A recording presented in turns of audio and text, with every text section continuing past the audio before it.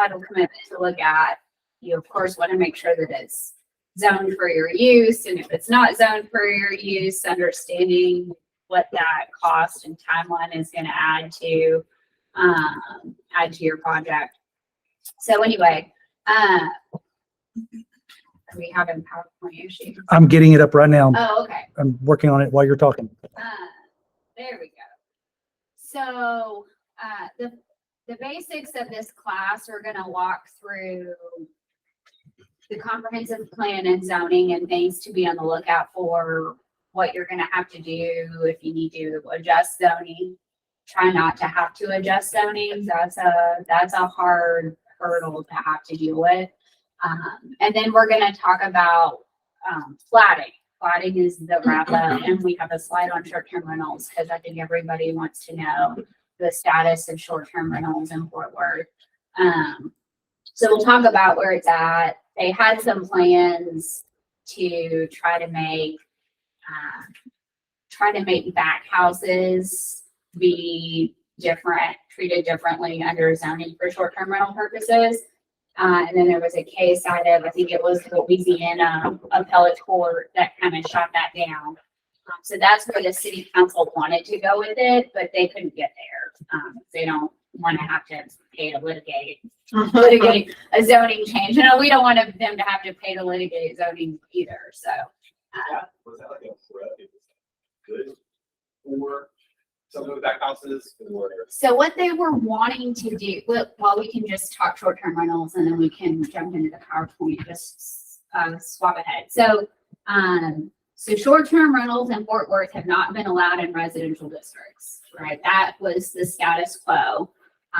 In COVID, with Airbnbs and whatnot, the city kind of put off enforcement. So it wasn't allowed by right. The code enforcement officers just kind of turned a blind eye to it, and the city went out to citizens and asked, what do you want here, right? And they got mixed feedback, but a lot of pushback from some neighborhoods not wanting it.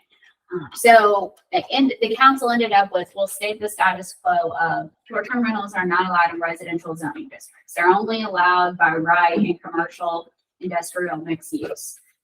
Of course, industrial, you're not going to be able, nobody is going to want a short-term rental in industrial, right?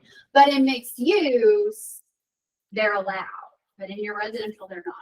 And the city explored, okay, well, we get neighborhoods saying we don't want randos, trompsing in and out of the neighborhood. Okay, fine. Like, we understand that, right? If you want to live next to a hotel, you live next to a hotel.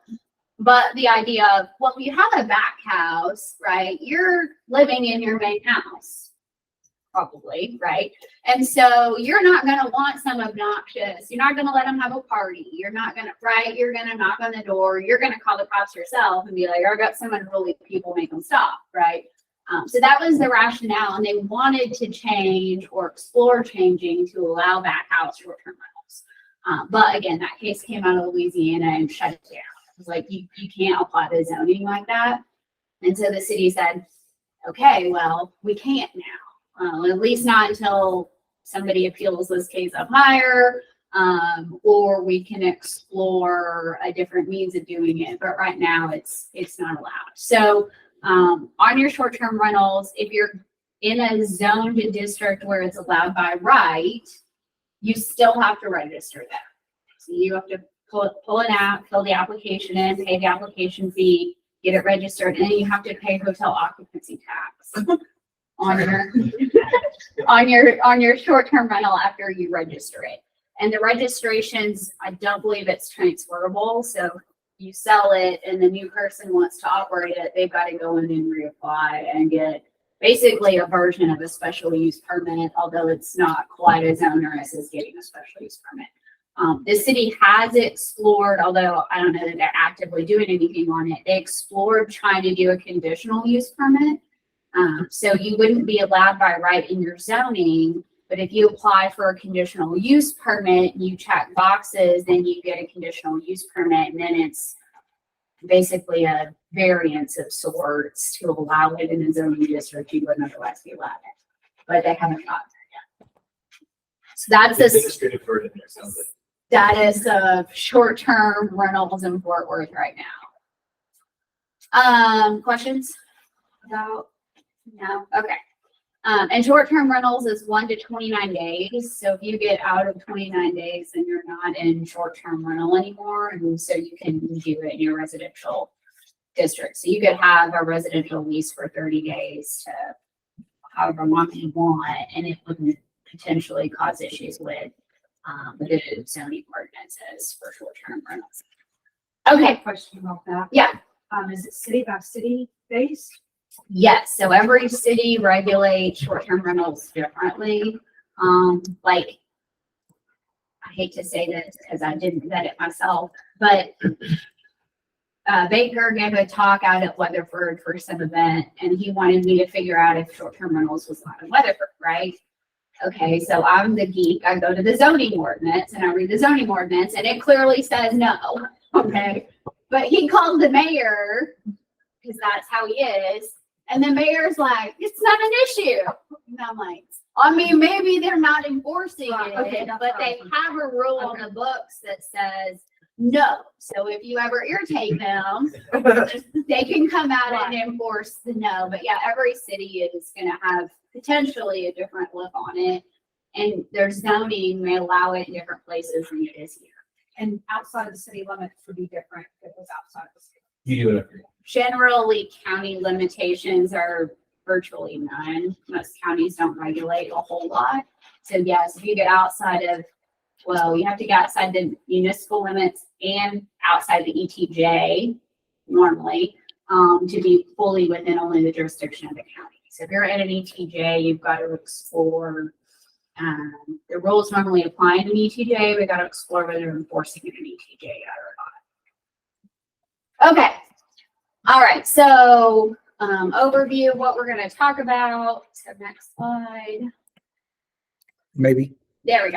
We're going to talk about the basics. We're going to look at zoning ordinances. I've got the districts in here for Fort Worth, so we'll look at that and we'll talk about enforcement, and then finally we'll wrap up with plating.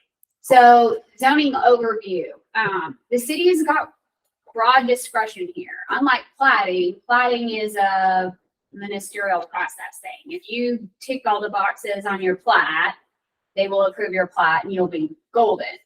Zoning is not a tick the box thing. Zoning is a broad-based power of the city to decide what development they want where. It's a tool they exercise their police power.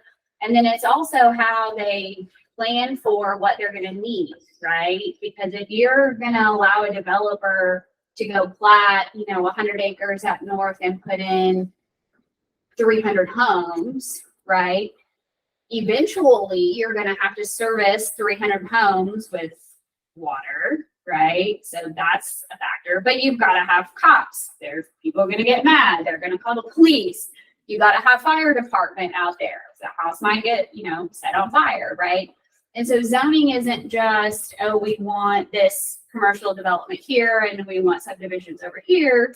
It's also how the city decides eventually we're going to need 3 police departments out there. We're going to need to stick a fire department. We're going to need to build a school, right?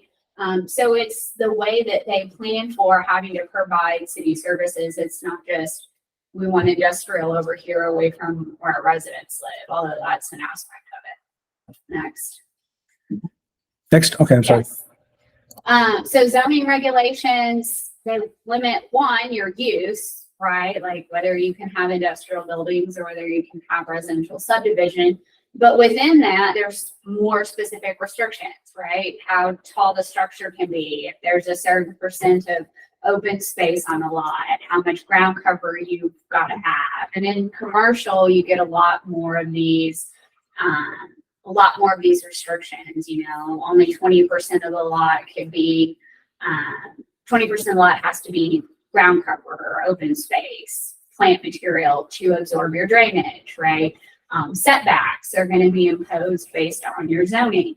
And a lot of times I don't think we think about it this way, but when you look at your title commitment and you see use restrictions, or you see a POA document, property owners association document that imposes restrictions, you just pile them on top of each other to plan your development. So if the property owners association says there's a 15-foot setback, that's fine.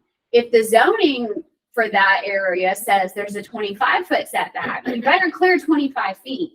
You won't be in trouble with a property owners association if you clear 15 feet, but if you don't clear 25 feet, you're going to be in trouble with the city. And so anytime you have these kinds of restrictions in place, you sit down and you put one on top of the other, and then you clear the most restrictive thing so that you're not in trouble with anybody. And that's a common question we get too when people start to look at surveys and whatnot, and you see these different setback lines or whatever your thing is. Okay, well, they built the house over a setback line. How do we fix it? Well, you could go tear the house up, move the house back. That's not really the answer most people want to go pursue, right? So then it is, all right, we get it approved. We figure out who's imposed it, and we go get a variance or a waiver, consent, or whatever you want to call the document, that whoever's mad at us to tell us they're not mad at us anymore, basically, right? Well, if it's a property owners association, right, you go to them and you rally the neighbors and you throw a block party and you're nice to everybody and you go, okay, approve it. Tell me you're not going to make me move my house. That's a much more available remedy, right? You can usually talk them into that sort of thing if you haven't been a jerk at meetings. But when you start to look at, okay, the setback line is imposed by the city on a plat through zoning, the only way to get that approved is to go get a zoning change or go get a variance. That's a much more cumbersome thing than just going to the property owners association and getting a consent. And so when you start to compile these things and talk about if we've got an issue, how do we fix it? Well, it's a byproduct of who has imposed it on us. All right. So private versus zoning regulations, like I said, you know, you look at it and you compile everything and you comply with the most restrictive so you don't get in trouble. Your private use restriction shown on your title commitment schedule will be item number 1, right? Your title commitment doesn't tell you anything about zoning. There's no place to look on a title commitment and figure out what the zoning is. We don't check it. We don't run it. We don't look at it because zoning related issues and zoning ordinances are excluded from coverage in the jacket of the policy. So if you've never read the jacket that comes on a title commitment, you've probably never seen the language, but the language is in every single jacket that gets promulgated on a policy in Texas. So we just title, we don't worry about it. That's a buyer issue. It's a buyer due diligence thing. It's not going to show up on your title work unless you've let it be dilapidated and they've filed a notice that they're going to tear your house down. They will do that sometimes. Next. Okay, so we have zoning, and like I said, it overlays with the city's comprehensive plan. And so they're doing big comprehensive plan review here, I think, in the next year or two.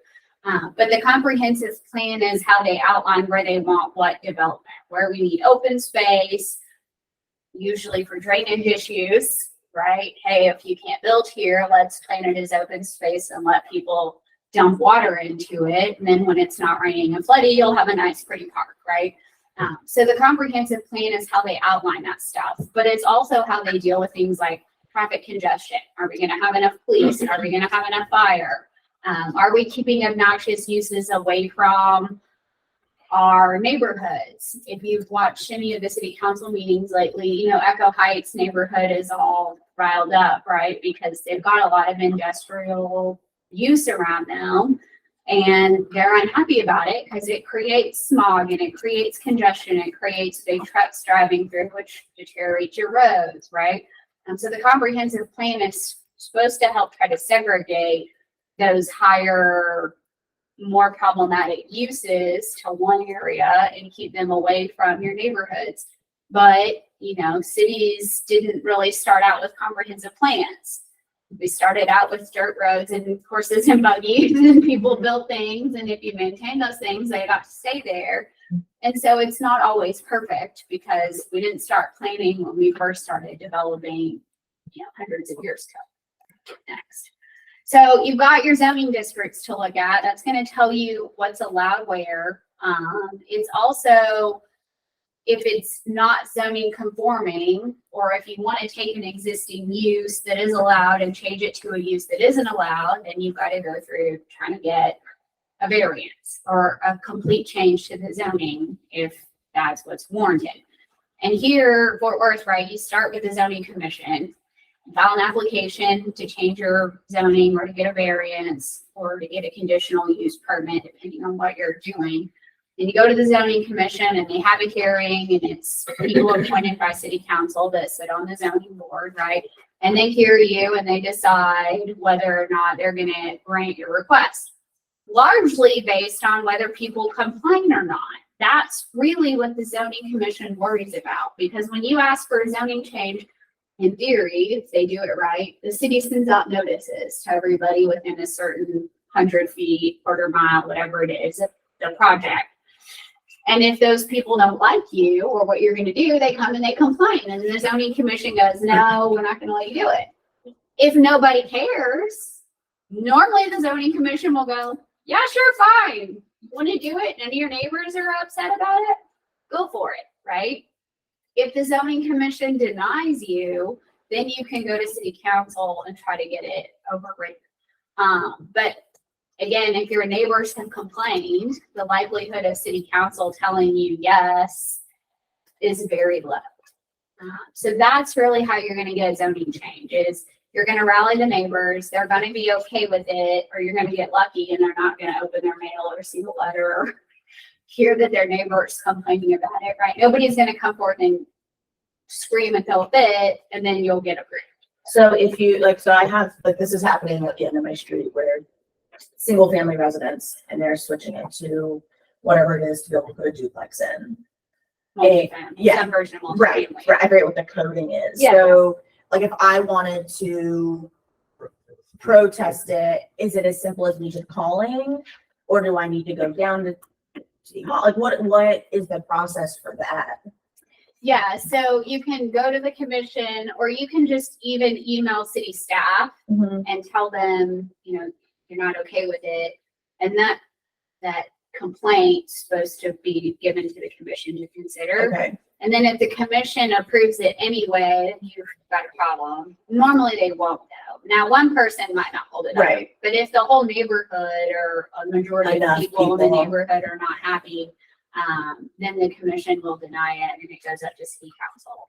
Okay. Yeah, because they didn't send anything out that I'm aware of. It's just got the little sign on the lot that says, this has been submitted for zoning change. Please call for more information. And that's how I found out about it. Yeah. So, okay. That's good to know. So these are some examples, like you might have a planned unit development, right? It's going to allow, it's one of the more inclusive ones, it's going to allow for mixed use. They'll want, open space usually to meet environmental stuff. They're going to also, usually have modified or special design guidelines for planned unit development, because you're specifically trying to get more of a mixed use in. You're usually going to have your residential upstairs and your commercial, retail, whatever, downstairs, right? And so a typical zoning is one use, usually industrial, residential, commercial. So when you start to do planned unit developments, they usually develop specific guidelines, landscaping requirements, et cetera, with the thought process being these can live copacetically, even though in other areas they don't. Next. So if you've got issues, you want a variance, you want an exception, you want to appeal an enforcement decision. So code enforcement came by and said you weren't allowed to do something and you think that they're wrong and you are allowed to do it. You go to the Board of Adjustments and you ask the Board of Adjustments to hear your request for a variance, your request for an exception, or to try to say, hey, code enforcement was wrong about this. I really shouldn't have been tagged with this. I'm allowed to do it. If the Board of Adjustments doesn't agree with you, then the enforcement decision can be overridden by a supermajority vote. And that's where you get with all of these things, is if a board or commission doesn't approve something and you want it overridden, you then have to get to a supermajority, because usually if they're not agreeing with you, it's because your neighbors have complained, right? And they are voted in. And so they don't want to be making your neighbors unhappy unless they can justify all of them being on the same page about your request. And then a lot of these decisions, if you really are riled up and want to keep kicking it up, you can eventually, once you've exhausted administrative appeal, go to the court level and file in either district or county court, depending on the jurisdiction in that county. Here it would be district court, and have a court make a determination as to whether you're entitled to it or whether the decision of the enforcement board is wrong or not. Next. So enforcement and regulations. What if you're not zoning compliant, right? You've decided, I don't care that it's supposed to be commercial, I'm gonna stick a house here, or I'm gonna live in my commercial building. I had to do an eviction of a guy living in a commercial building. That's a lot of fun, right? You're not supposed to habitate in them if they're commercial development. So if you do that, it's a crime, right? Misdemeanor, they can, issue you a ticket, or they could arrest you if they really wanted to. They can also go through other mechanisms of actually physically stopping you, right? So they could go get a restraining order. They could have the police show up and make you stop using it for that purpose. Normally, they go the less aggressive route and they pull your C of O, or they won't issue you a C of O if you're not in compliance when you ask for your permit. They just won't give you one. And of course, if you occupy without a C of O, they will send the police and it will stop you. So you really do have to be zoning compliant, because the city is not normally just gonna, turn a blind eye. Next. So the counter to zoning is if they get too far into your business, right, is a taking. And we think about taking normally in the eminent domain sphere, right, an actual physical taking where that was yours, but now it's not because I'm gonna put a road there. That's one version of taking, but you can have a regulatory taking. So if the zoning restriction is such that there's no way you can financially benefit from this property, you can't develop it, you can't use it, you can't enjoy it because of the zoning, that can be an economic or beneficial taking. And you could try to litigate, hey, your zoning is such that I can't develop on this. I can't use it for what it's intended to be used for. And so buy it from me. Buy it from me or give me a zoning change so that I can do something with my property. That's a relatively high standard, but it's a possibility. Next. So these are the examples just of the zoning districts in Fort Worth, right? You have a variety of one family, some of which allow like detached dwellings to be occupied, and some that don't. Not every residential zoning district allows for your detached dwelling to be used as an apartment. So be careful about that, especially people buying, like my neighborhood has several that I see cars parked early in the morning and I know that it's not done for that. I don't care, so I don't say anything. But it's not allowed in every zoning district. So if your clients are buying a house specifically going, hey, they rent out the garage apartment, I'm going to use that income, make sure they're allowed to do it, because we have seen the city sending nasty grams out enforcing, hey, you're not supposed to be occupying that detached dwelling, so stop doing it. And then you're in a big fight, right? If you leased your detached dwelling out for a year, the city gives you 30 days to become compliant with zoning before they start fining you every day or before they go get a TRO, whatever, right? So now you can turn around as a landlord in 30 days and tell your tenant, get out. Most residential leases don't have a termination provision, right, like that, right? So your clients could be in a bad way. I would like to comply with what the city wants, but I asked my tenant to move and they say, take a hike, I have a year lease. Be careful about some of those things. We can buzz through the next couple slides. They're just examples of the zoning districts. Okay. Zoning and platting. So they go hand in hand. And why she's talking about platting in a planning and zoning class. Well, if you're not platted, we'll give you a building permit normally. They won't let you start your development if you're not appropriately platted. Now, a lot of times they'll let you run the processes concurrently. So if you're trying to pull building permits or trying to get site plan approval for commercial development, and you say, hey, yeah, like I know I'm not platted properly, or I'm trying to subdivide and get platted, that application is turned in, they'll let you usually run the parallel paths of trying to work on both at the same time, so that when you get your platting approved, then you're already pretty much through your building permit stuff and you can get both approvals and go actually start building. But if you just go down and try to pull a building permit and you're not platted like you're supposed to be, they go, adios, get out of here, come back later when you have platted. So you can't turn a blind eye. And the trick for figuring out whether you're platted appropriately or not, if you're less than 5 acres, subdivision in the city, you're supposed to be on a lot block. If you're over 10 acres outside of the county, you're safe. If you're under 10 acres in the county, you're supposed to be platted. You're not supposed to be selling by meets and bounds 7 acres in a county. That's really not permissible. A lot of people do it. And some counties are not as particular about it as others, but those are the numbers. So if you're under 5 acres in the city, you're supposed to be platted. And if you're under 10 acres in the county, you're supposed to be platted. You're not supposed to be selling by meets and bounds. And that's how you know. If there's a meets and bounds legal description, start here, go here, turn here, go there, that means you're not platted. You're not platted. And the big kicker is if it's a portion of lot 1, block 3. That's not platted. That's, you're buying part of a platted lot, and part of a platted lot is supposed to be its own platted lot. So anytime you see a portion of a platted lot in a city, you're probably not in compliance with platting requirements. And so if you know that and you plan for that, that's no big deal. But if you've not planned for that and you go to get your building permit, you're going to get a good probably 3 to 4 month fun fact of now you have to go through the platting process.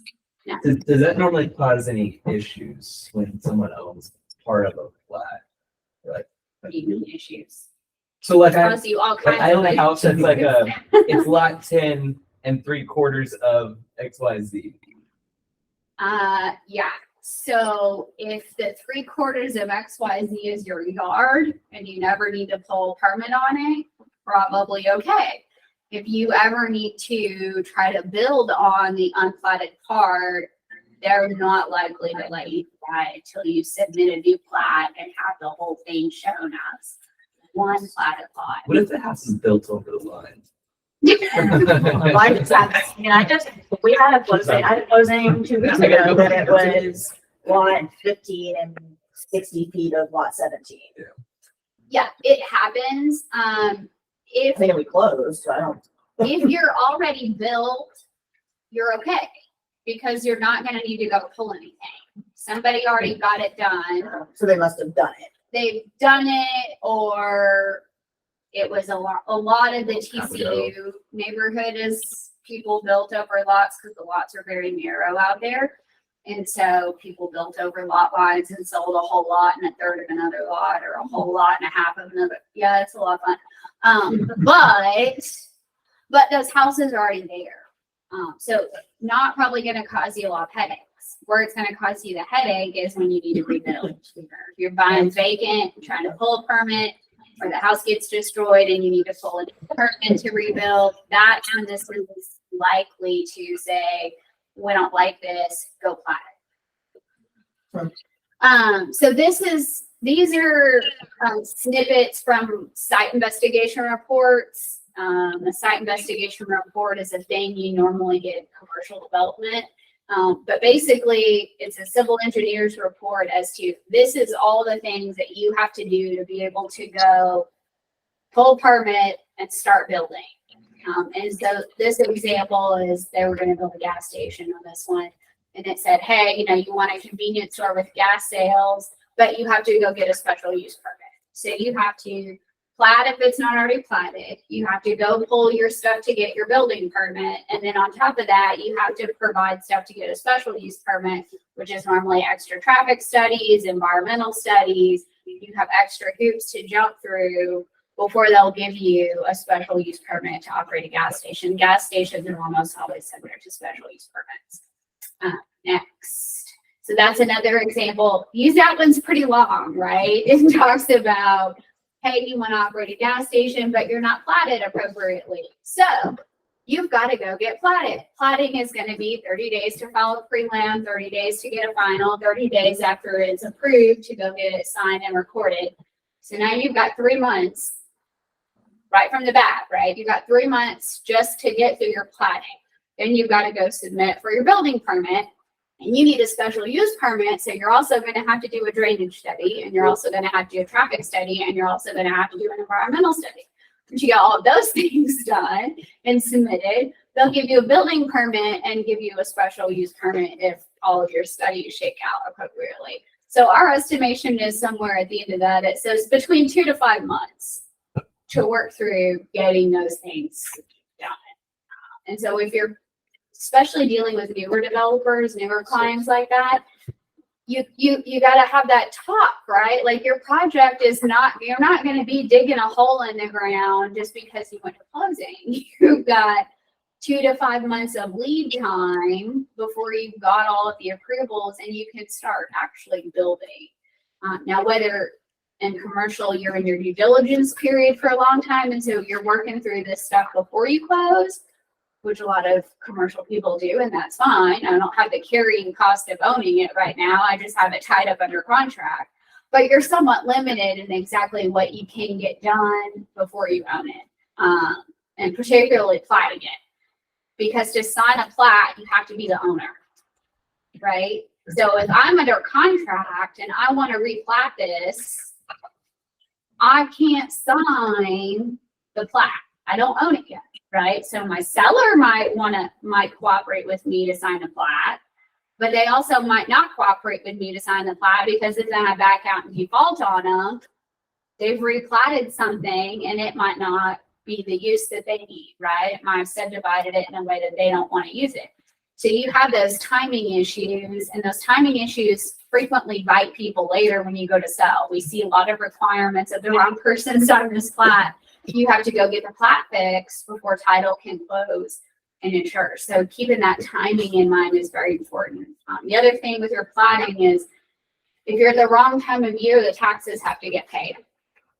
So if the tax bills come out in October and you're trying to get a plat pushed through in November, even though the bill's not late, it's due as soon as the bill comes out. The bill's not late so long as you pay before the end of January, right? They will make you pay that tax bill before they will approve your plat. So then you've got those, okay, you wanted to plat it. I didn't care as the seller about platting it, but it's my tax bill. So now I got to come up front money for my taxes that I wasn't planning on having to pay now because you want to get a plat pushed through. See how much fun that is? Blast. Yeah, you want to make sure if you're going to talk about trying to work on platting while you're under contract, that the contract specifies how we're going to do these things, who's going to pay for what, that seller's on board with doing it. And that's the other thing. If you're trying to get zoning changes or plat approvals or whatever, if your contract doesn't explicitly allow you, you can get in a lot of very hot water with your seller when they get letters like, hey, somebody's asked to change the zoning on this. Why? You don't own it yet, right? It's still mine until you close. So you want to tell them that you're doing these things so you don't get unhappy phone calls later. You certainly don't want to actually change the zoning until you own it unless your seller is on board with that. That could be a huge issue. Next. We talked about short-term rentals, so we can move on to what an actual plat is. It's the legal mechanism for subdividing land, and people tend to use survey and plat interchangeably. No, they're different. And the next slide will show you. So the left-hand side is the plat. The same property on the right-hand side is the survey. You can see how one of those things is a very different picture than the other. So the right-hand side is the plat of that front corner lot, or the left-hand side is the plat of the front corner lot. The right-hand side is the survey of that corner lot. If you also look closely at that survey, you'll see there is very little actual buildable area on that lot, given all those setback lines. Now, luckily, those were not city imposed setback lines, because you can see on the plat, the city imposed setback lines. And on the survey, the others were imposed by Property Owners Association out there. So we had to go get POA to waive those 50 and 100 feet setback lines, so you have enough buildable area to put a building on, right? So they're not the same thing. There's some overlap. The plat shows you some of the same stuff that the survey does, but the plat's by no means a comprehensive picture like a survey is. A survey is going to show you a lot more property-specific features than a plat is. A plat is merely a mechanism for subdividing land. Next. So again, the city can make you plat because it's an exercise of their police power. But platting, unlike zoning, is a ministerial act. So if you download the packet that tells you you got to have 3 copies and they got to be on 11 by 17 paper, and you have to have a traffic study, and you have to have the water letter, and you have to have whatever all the things are from the packet, right? If you do all those things and you send them the number of copies they want and all that stuff, they have to approve your plat. It's not a do they want to or not want to like zoning is. Zoning is everybody going to be mad at us? No. Okay, then fine, we'll do it. Somebody going to be mad at me? Okay, no, we're not going to let you change your zoning, right? Platting isn't like that. Platting is you checked all the boxes, you did all the things. Okay, fine, you paid your money, we'll approve your plat. Next. There's different kinds. So a minor plat is for fewer lots. An amending plat is a way to correct a typographical error. And the good thing with an amending plat is normally you can push them through pretty fast because they don't require notice. You don't have to go through the full approval process. It's, hey, this had the wrong square footage down here, or one of the notes on the plat is wrong about the floodplain or whatever it is. We just need you to fix a clerical error.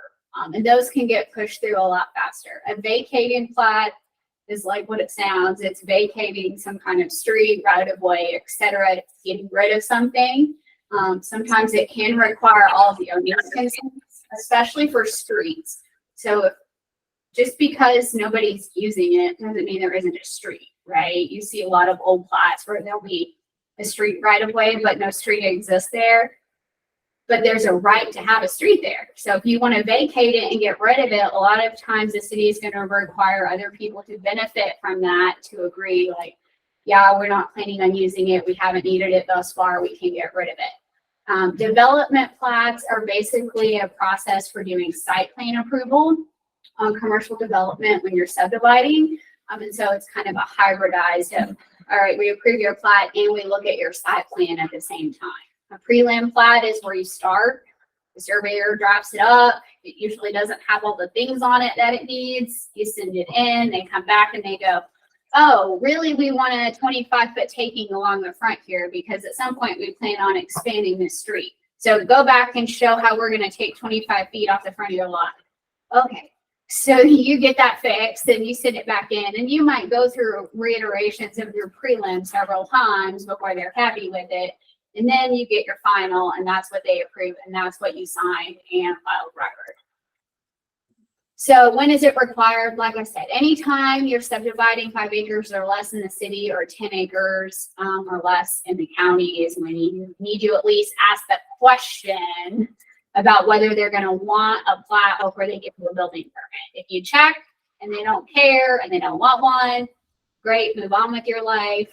But if you don't ask the question and it bites you, that's where you've got issues. So if you sell land without a plat and they're just buying it as land and they don't have any plan to put any buildings on it, you could do meets and bounds. But if they plan to do a house, they're probably gonna have a plat, even if it's in the county. Yes. Next slide. So those are some examples of what fall into exemptions. We don't have to go over all of them in detail, but like condos, et cetera, don't normally have to have a plat. It's a special way of describing them. In the city, you can ask for a plat certification. This is not available in the county. The county doesn't have to give you this. They might, but they don't have to. The statute does require the city to certify to you. So if you ask the city, hey, I need to plat this. They have 20 days to respond and tell you whether you do or you don't. And then you have an official answer. So when you've got your whole lot and a third of another lot, and you're wondering, oh, are they going to make me plat that? You can ask, and they can tell you, no, we're fine with it, or we're not fine with it, and you are in fact going to have to do something about that problem. Next. So again, we talked about it's a ministerial thing. If you pay the fee, do the meetings, give the notices, have the right legal descriptions and all of this stuff, they will approve your plat. So a lot of times, right, you've got 30 days to submit. They have 30 days to review and answer. You can go back and forth on that a few times.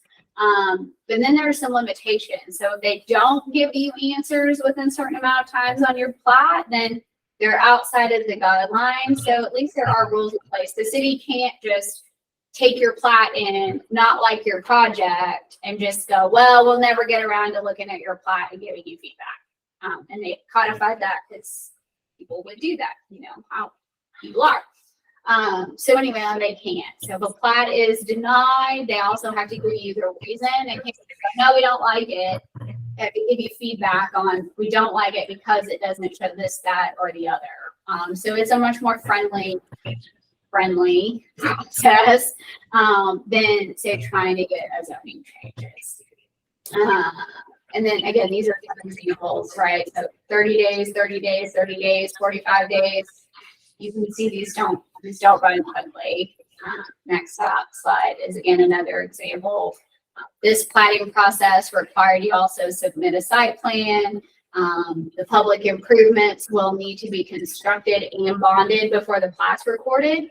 So if the city needed to, like on that project, install sewer, water, or something, they've got to have that built, completed before they're going to push your plat approval through. So you don't have to work with the city on getting that stuff done before you get a final plat and can get it submitted. So just some different examples of issues that could pop up and how different cities handle different things. The next slide. Again, that one required a conditional use permit. So before you could get your building permit, you had to submit drainage study, utility plan. Also had to get tax dot approval, right? If you're on a tax dot or a state highway, tax dot is its own animal. So you got to make tax dot happy before, and most cities will tell you, we're not going to finally approve everything if tax dot is involved until you've got tax dot approval. And so the city will sit or condition their final approval on tax dot taking being done and tax dot being happy. And then this is just a FYI. There's some case law out of Alabama about golf courses that's making us uncomfortable. Basically says if you're on a golf course, there's an implied restrictive covenant that it has to continue to be operated as a golf course for benefit of the adjacent owners. So if you're dealing with golf courses here, no, that's out there. So if it gets litigated in Texas, that could get pulled here. So if people are on a golf course, are not happy about their golf course shutting down and being sold off, potentially an issue. And that's all I've got. I'm happy to take questions, comments. Okay, so agents, this, like y'all, if you haven't had this question, it will happen. Okay, hey, our lot's pretty good. Can we trim off a piece of this and sell it? And then it's your job, like you're like, sure, they have to be opportunistic, right? Can you kind of talk through what the thought process looks like and what you need to be considerate of as an agent as far as like, hey, this is the research and due diligence you can do on the city website, and then where our expertise needs to stop, and then maybe like some third party team members are going to bring in, you know, land surveyor, engineer, whatever, and then make more specific. So you don't want to tell them they can or they can't do it. That's where you want to draw the line. I don't know, like anything is possible, but whether you specifically can or not is contingent upon lots of stuff, right? So you need to look on the city's website and talk to a surveyor, because to sell off part of your lot, you're going to have to replat. And you don't necessarily want to tell them you're going to have to replat. You say, you may need to consider whether you're gonna have to plat. So, call a surveyor, talk to a surveyor about what that costs, how long it's gonna take. And I highly, highly recommend you do a full service surveyor. Your surveyors will tell you, yeah, I can draw a plat. That is just like one very small piece to the puzzle that's gonna unravel in front of you. They draw it, they give it to you. Now you have to take it and do that. We talked about, fill out the application, get the studies, send all this stuff into the plotting department, wait for them to write you back about things they're unhappy with. Go back to the surveyor, get it changed. That whole process, it's better to get a full service surveyor or civil engineer firm to do that if you've never done it. Because it's not hard. It's just time consuming. And if you don't know where to start, like there's deadlines, right? You've got to submit your plat by a certain day to get on this hearing agenda. So if you miss that submittal deadline, now you're 30 more days before the next hearing agenda rolls around. Now you've got somebody mad because they've got another month into this process before their thing is like that. So have them talk to a surveyor. Have them get with a full service surveyor to help them, especially somebody who's just going to carve off a lot in a subdivision. And then have them get on the city's website and look at the timing. And the city has a packet, if you go on there, that you can just print off, and it's literally like 5 or 6 pages, and it's a walkthrough of like, this is how this process is going to look. And so you can give them those resources, but you don't want to tell them, yes, you can plat it, or no, you can't plat it. And also whether you can by your zoning plat off part of your lot. It could be that, especially in a subdivision, that developer did lots like that because they had to. And so you might not be able to go carve off part of your lot without running afoul of zoning requirements. That makes sense. Everybody kind of tracking with that. This is going to be a question that you guys need to know what to do with, and it might not just be our just maybe, I don't know, maybe, possibly, probably, and then having the resources. Like, I mean, you can sit down with a client and, hey, let's pull up the zoning map. Let's look. Boom. Okay, look, this looks like it's. I mean, I pulled it up while she was talking. I'll put it in Slack so you have it handy for Fort Worth.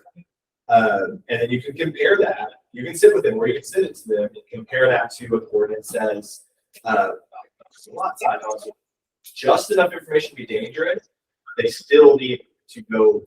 Like, your hands are kind of done there. You're not getting paid for that work. They're offering somebody to do that process. And if you do it without having experience there, you are like grossly underestimating the time input and misplacing your value. That's where bringing a good partner in of a full service survey company to make sure that it gets done and done right and on time is like your best bet in knowing you stop there, because you're going to get buyers or sellers that are asking you to do this and expect that to be the job to your job that is. Right. Is that even true at full service? Okay, I'm showing property tomorrow, but it's out in the country and it's like 70 acres. And my client doesn't want to buy all 70. They're like maybe 28 or 30 of it. Just like subdivide. Is that a shorter process? So if you're outside the municipality and you're solely within the county, the local government code says the county can't make you plat unless you're subdividing 10 acres or less. So if your people are going to buy 28 or 30 acres out of 70, you should be okay just getting a surveyor to go give you a meets and bounds description, show you what you're buying on a survey, and close on that without having to worry about platting.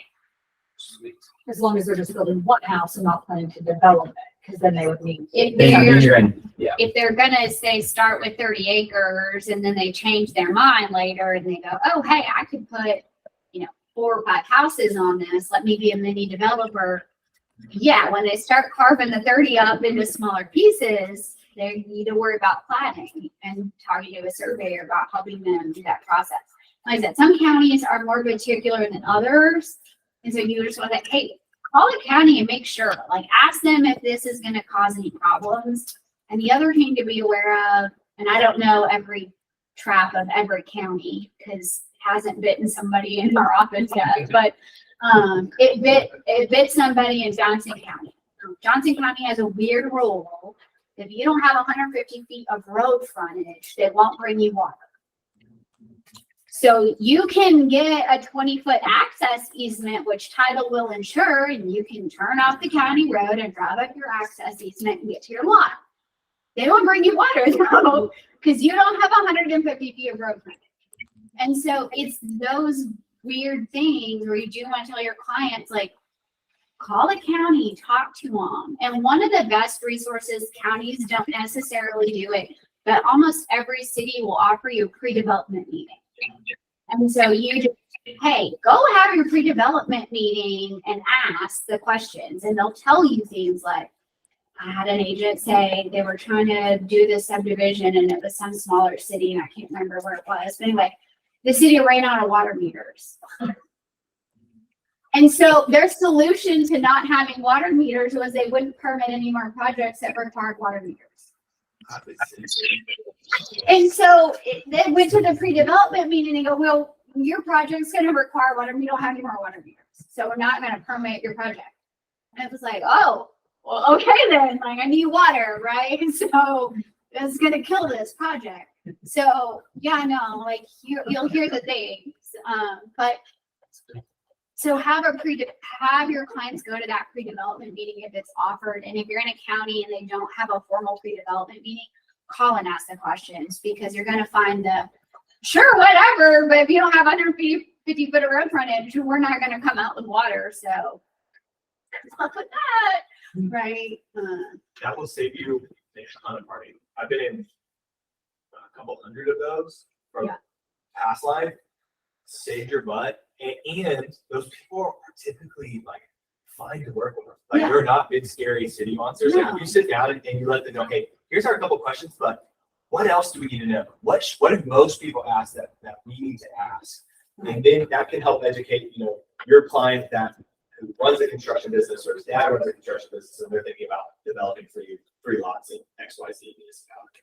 Because I hear those in everybody's pipeline, from time to time, but like really being clear about where our duty stops and someone else needs to be tagged in, really, really important. But you can guide your client through, you can go sit in the seat, you can coach them through, you can be a sounding board for them, but you have to know, like, let's cover our butts here, because that water situation, if somebody's under contract on property and you're ready to close or has closed on it, and they've got $2 million in investment money lined up and they're not going to get water, and you told them, hey, maybe, and you kind of scoot along, it's not inherently your fault, but you They look for somebody to blame. Yeah, and the first one is going to be they're going to go after.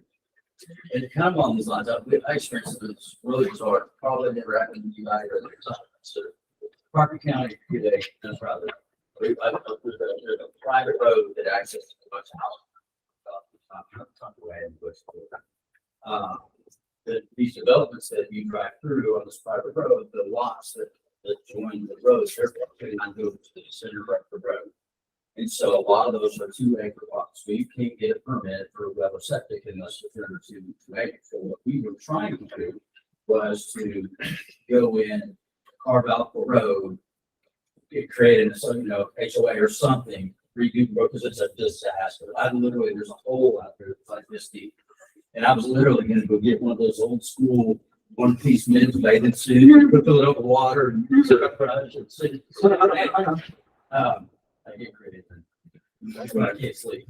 But anyway, had we gone down that road and these homeowners that they carved out a piece of it, dedicated it for that road, then the county would have done it. It would have been their right. If they ever needed to replace a well or something, they would have been out of that threshold and they could have.